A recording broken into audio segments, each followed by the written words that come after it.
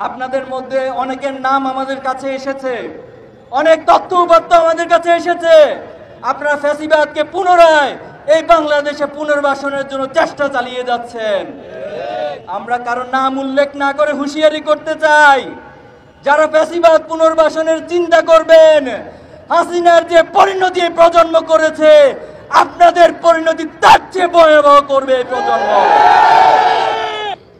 2024 সালের জুলাই আগস্টের যে আন্দোলন, এই আন্দোলনের পর আমরা একটি ফ্যাসিস্ট মুক্ত বাংলাদেশ গড়ার স্বপ্ন দেখেছি। আপনারা এখনো যদি শহীদ পরিবারের কাছে খোঁজ নেন, দুঃখজনক হলেও সত্য, আজকে 9টি মাস অতিবাহিত হচ্ছে, কিন্তু শহীদ পরিবারের কান্না এখনো থামে নেই। আমাদের আহত ভাইরা এখনো পর্যন্ত অনেকেই হসপিটালে আহত অবস্থায় কাতরাচ্ছেন।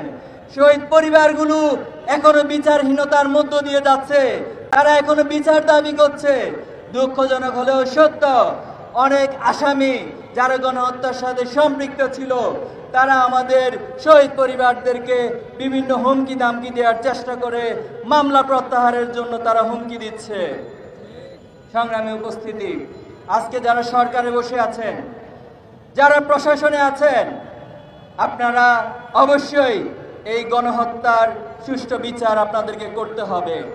আপনারা মনে রাখবেন, আপনারা সাধারণ কোনো প্রক্রিয়া ক্ষমতায় বসেননি, আপনারা কোনো আইনি প্রক্রিয়া মেনটেন করে ক্ষমতায় বসেননি।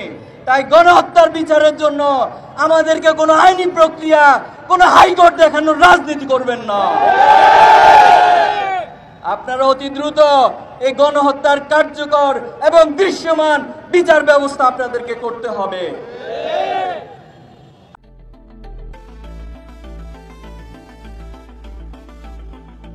আপনাদের মধ্যে অনেকের নাম আমাদের কাছে এসেছে, অনেক তথ্য উপাত্ত আমাদের কাছে এসেছে।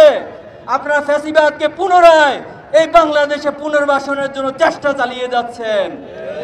আমরা কারো নাম উল্লেখ না করে হুঁশিয়ারি করতে চাই, যারা ফ্যাসিবাদ পুনর্বাসনের চিন্তা করবেন, হাসিনার যে পরিণতি প্রজন্ম করেছে, আপনাদের পরিণতি তার চেয়ে ভয়াবহ করবে এই প্রজন্ম। সংগ্রামী উপস্থিতি, আমরা একটি নতুন বিপ্লবের স্বপ্ন দেখছি।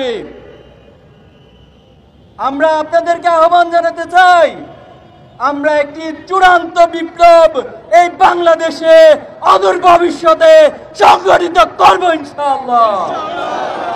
একটি চূড়ান্ত বিপ্লবের ইশতিহার ঘোষণার জন্য, প্রস্তুতি নেওয়ার জন্য ছাত্র সমাজ সহ দেশবাসীকে প্রস্তুতি নেওয়ার উদাত্ত আহ্বান জানাচ্ছি।